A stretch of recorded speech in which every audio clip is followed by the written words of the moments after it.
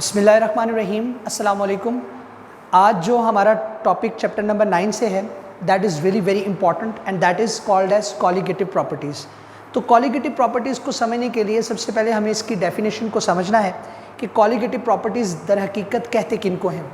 हमने डेफिनेशन कुछ इस तरह से करनी है, those properties which depend upon that of the number of solute and solvent molecules और आयंस।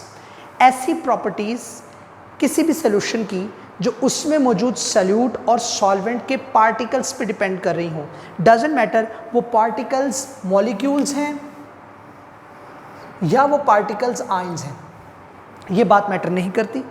किसी भी सोल्यूशन की वो प्रॉपर्टी जो उस सोल्यूशन में मौजूद सल्यूट और सॉल्वेंट के पार्टिकल्स पे डिपेंड करें, चाहे वो मॉलिक्यूल्स हों चाहे वो आयंस हों, ऐसी प्रॉपर्टीज़ को हम बोलते हैं colligative properties. Those properties which depend upon that of the number of solute और सॉल्वेंट पार्टिकल्स, मॉलिक्यूल्स हों चाहे वो फिर आयंस हों, ऐसी प्रॉपर्टीज़ को हम क्या बोलते हैं? हम बोलते हैं कॉलिगेटिव प्रॉपर्टीज़। और these properties are just independent of their nature. और हमने सल्यूट या सॉल्वेंट की नेचर को डिस्कस नहीं करना। नेचर ऑफ द सल्यूट और solvent particle doesn't matter. Colligative properties सिर्फ इनकी तादाद पर डिपेंड करेंगी। तो ऐसी प्रॉपर्टीज़ जो सॉल्वेंट और सल्यूट के पार्टिकल्स पे डिपेंड कर रही हों, उन प्रॉपर्टीज़ को हम कॉलिगेटिव प्रॉपर्टीज़ का नाम देंगे। अब कॉलिगेटिव प्रॉपर्टीज़ कौन कौन सी हैं हमारी टेक्स्ट बुक में? हमारी टेक्स्ट बुक में lowering of vapour pressure, elevation in boiling point, depression in freezing point, osmotic pressure, ये 4 प्रॉपर्टीज़ के नाम लिखे गए हैं हमारी टेक्स्ट बुक में कि भाई किसी भी सोल्यूशन की इन प्रॉपर्टीज़ को आप कॉलिगेटिव प्रॉपर्टीज़ कह सकते हैं। लोअरिंग ऑफ वेपर प्रेशर का कम हो जाना, एलिवेशन इन बॉइलिंग पॉइंट का इंक्रीज कर जाना, डिप्रेशन इन फ्रीजिंग पॉइंट का कम हो जाना, और ऑस्मोटिक प्रेशर। ये जो ऑस्मोटिक प्रेशर है ना, इसकी तफसीलात हमारी टेक्स्ट बुक में नहीं है, लिहाजा हमें भी करने की ज़रूरत नहीं है। हमें इन 3 प्रॉपर्टीज़ को डिटेल में डिस्कस करना है। लेकिन कॉलिगेटिव प्रॉपर्टीज़ की डेफिनेशन और इनकी एक्सप्लेनेशन पर आने से पहले हमें एक बहुत इंपॉर्टेंट चीज़ क्लियर करनी है कि कॉलिगेटिव प्रॉपर्टीज़ को दर हकीकत कॉलिगेटिव प्रॉपर्टीज़ कहते ही हम क्यों हैं। इसके लिए एक बहुत ही इंपॉर्टेंट हेडिंग आपकी टेक्स्ट बुक में मेंशन है और आपने इसको समझना भी है और इसको याद भी करना है। क्वेश्चन ज़रा देख लें, why colligative properties are called so. Colligative properties को हम कॉलिगेटिव प्रॉपर्टीज़ क्यों कहते हैं? इसके लिए हम एक छोटी सी एक्टिविटी परफॉर्म करेंगे। हम 3 कंटेनर्स ले रहे हैं, कंटेनर 1, कंटेनर 2, कंटेनर 3।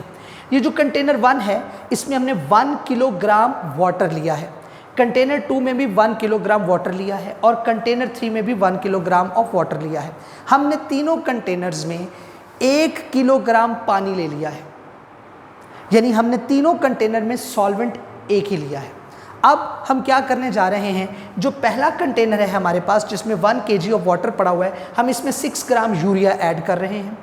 दूसरे कंटेनर में जिसमें 1 kg ऑफ वाटर पड़ा हुआ है, हम उसमें 18 ग्राम ऑफ ग्लूकोज जो है वो ऐड कर रहे हैं। तीसरा जो हमारे पास कंटेनर है उसमें हम 34.2 ग्राम ऑफ सुक्रोज ऐड कर रहे हैं 1 kg ऑफ वाटर में। आप देख रहे हैं हमने तीनों कंटेनर्स में सॉल्वेंट तो सेम लिया, उसकी अमाउंट भी सेम ली, लेकिन हमने तीनों कंटेनर में सल्यूट की नेचर को भी चेंज किया। पहले हमने यूरिया ली, दूसरे कंटेनर में ग्लूकोज, तीसरे कंटेनर में सुक्रोज। ना सिर्फ नेचर को चेंज किया बल्कि इनकी अमाउंट्स को भी चेंज कर दिया। आई होप सो यहाँ तक आपको बात समझ आ गई होगी। अब कॉलिगेटिव प्रॉपर्टीज़ जैसे हम कह चुके हैं कि अगर आप किसी सॉल्वेंट में सल्यूट ऐड करते हैं तो उसकी 3 तरह की प्रॉपर्टीज़ चेंज हो जाएंगी। अगर आपने किसी सॉल्वेंट में सल्यूट ऐड किया तो उसकी 3 प्रॉपर्टीज़ चेंज हो जाएंगी। उसका वेपर प्रेशर भी चेंज होगा, उसका बॉइलिंग पॉइंट भी चेंज होगा और उसका फ्रीजिंग पॉइंट भी चेंज होगा। और वो चेंज क्या होगा? अगर सॉल्वेंट में सल्यूट ऐड किया तो वेपर प्रेशर में कमी आएगी, अगर सॉल्वेंट में सल्यूट ऐड किया तो बॉइलिंग पॉइंट एलिवेट कर जाएगा, और अगर सॉल्वेंट में सल्यूट ऐड किया तो फ्रीजिंग पॉइंट कम हो जाएगा। कैसे कम होगा उसके लिए मैं सिर्फ एक एग्जांपल लूंगा। पहली एग्जांपल ले लेता हूं जिसकी तफसीलात बाद में भी आ जाएंगी। फिलहाल आपने ये समझना है कि कॉलिगेटिव प्रॉपर्टीज़ को कॉलिगेटिव कहते क्यों हैं।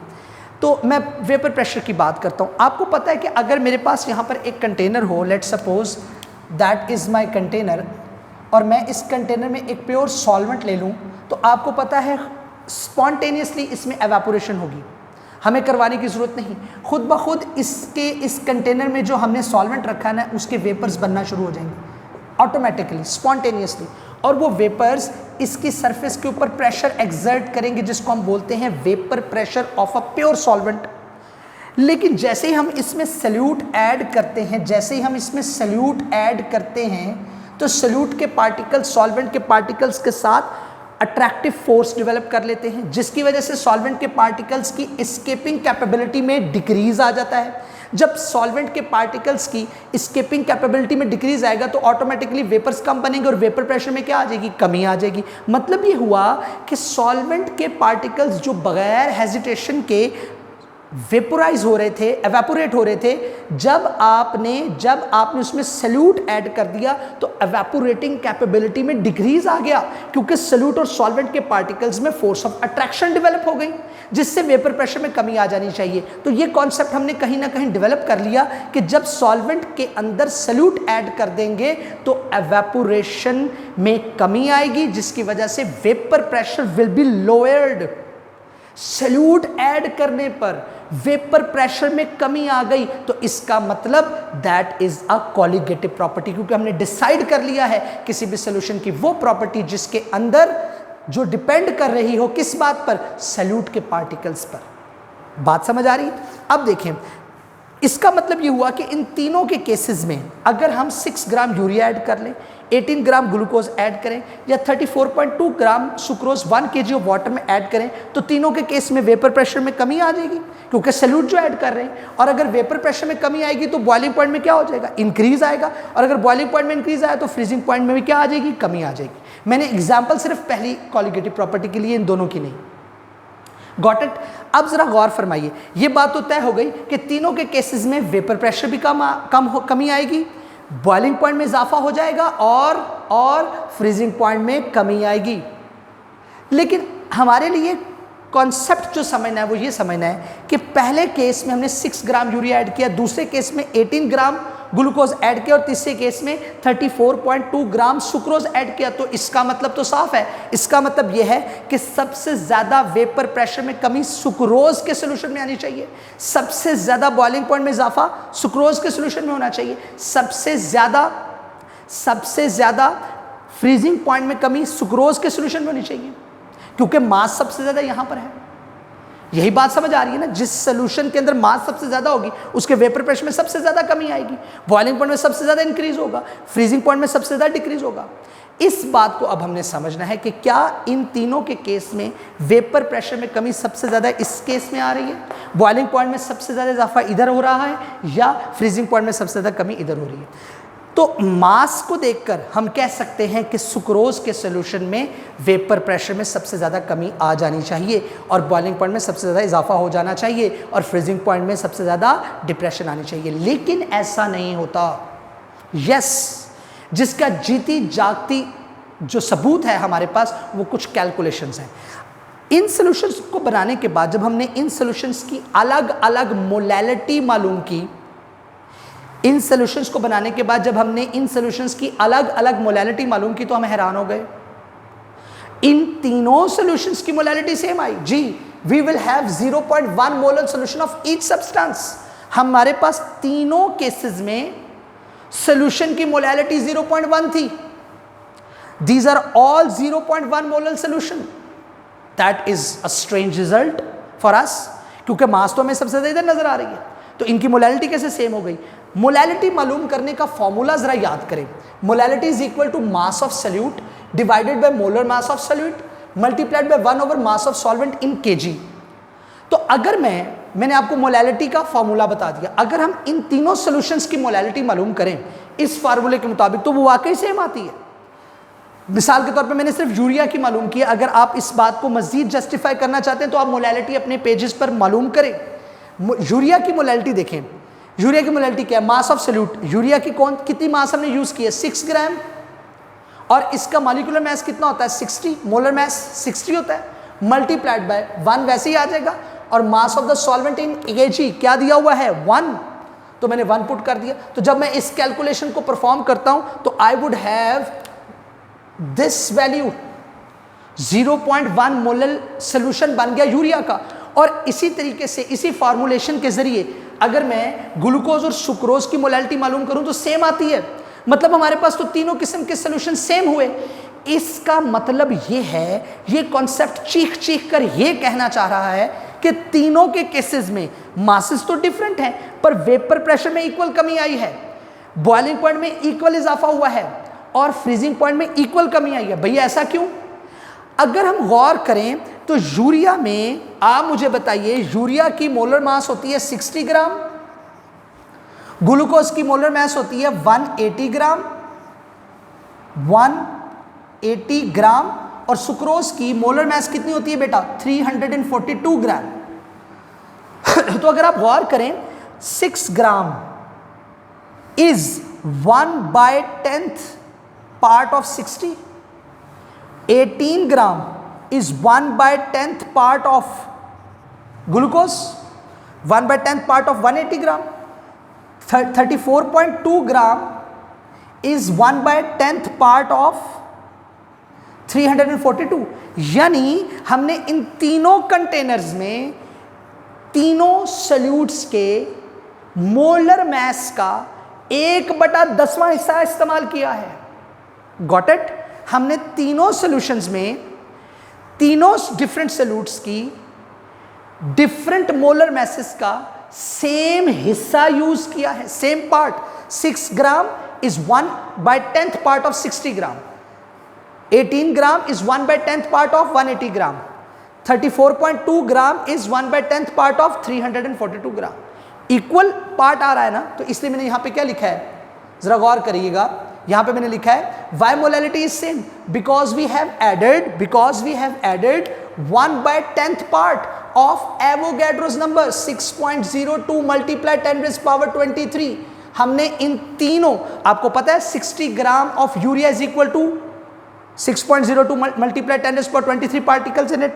180 gram is equal to 1 mole and 1 mole is equal to 6.02 multiply 10⁻23 particles।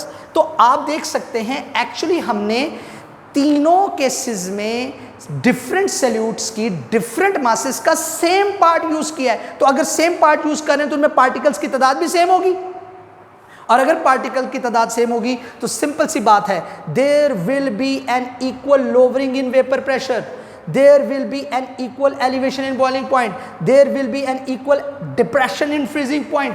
भाई इन तीनों केसेस में वेपर प्रेशर की वैल्यू में कमी इनकी डिफरेंट मैसेस नहीं बयान करेंगी, बल्कि इनके सेम पार्ट बताएंगे कि हमने इन तीनों केसेस में डिफरेंट मासेस तो यूज की हैं, बट उन डिफरेंट मासेस में नंबर ऑफ पार्टिकल्स की तादाद सेम है, और जब नंबर ऑफ पार्टिकल की तादाद सेम है तो वेपर प्रेशर में कमी भी इक्वल होगी, बॉइलिंग पॉइंट में इजाफा भी इक्वल होगा, और वेपर प्रेशर में और फ्रीजिंग पॉइंट में कमी भी इक्वल आएगी। तो हम देख सकते हैं इन तीनों के केसेस में वेपर प्रेशर में, बॉइलिंग पॉइंट में और फ्रीजिंग पॉइंट में जो चेंजेस आई हैं वो इक्वल आई हैं, क्योंकि हमने तीनों केसेस में equal number of particles add किए हैं।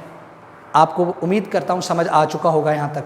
अब आप जरा गौर करिए, बॉइलिंग पॉइंट में सॉल्यूट और सॉल्वेंट तीनों केसेस में सॉल्यूट के पार्टिकल्स की तादाद सेम है, तो बॉइलिंग पॉइंट में इक्वल इजाफा होना चाहिए, वो है 0.052 डिग्री सेल्सियस।